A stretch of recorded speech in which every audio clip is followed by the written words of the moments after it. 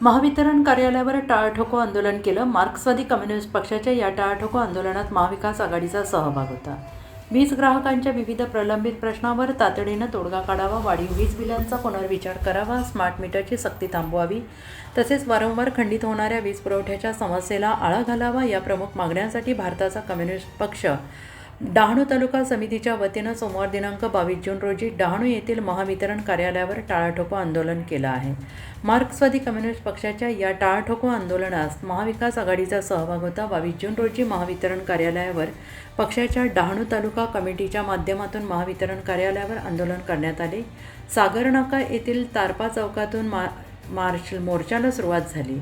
हजारोंच्या संख्येनं आंदोलनकर्त्यांनी सहभाग नोंदवत डहाणू महावितरण कार्यालयावर धडक देत कार्यालयाला टाळे ठोकले आणि यावेळी कायदा आणि सुव्यवस्था बिघडू नये यासाठी डहाणू पोलीस ठाण्याचे पोलीस निरीक्षक जितेंद्र ठाकूर यांच्या नेतृत्वाखाली मोठ्या प्रमाणात पोलिसांचा बंदोबस्त ठेवण्यात आला होता आणि यावेळी आंदोलनकर्ते आक्रमक झाले होते।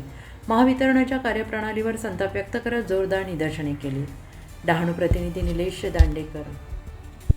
त्याच्यामध्ये आपल्या कुटुंबाचा उदरनिर्वाह करायचा की महिन्याचं बिल 15,000 भरायचं, ही लोकांच्या समोर फार मोठी समस्या निर्माण झाली आहे।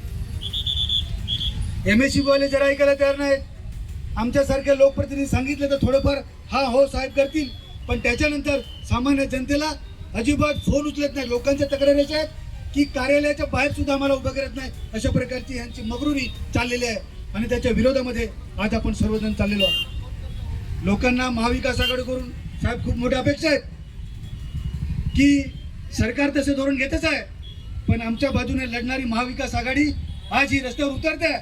लोकांच्या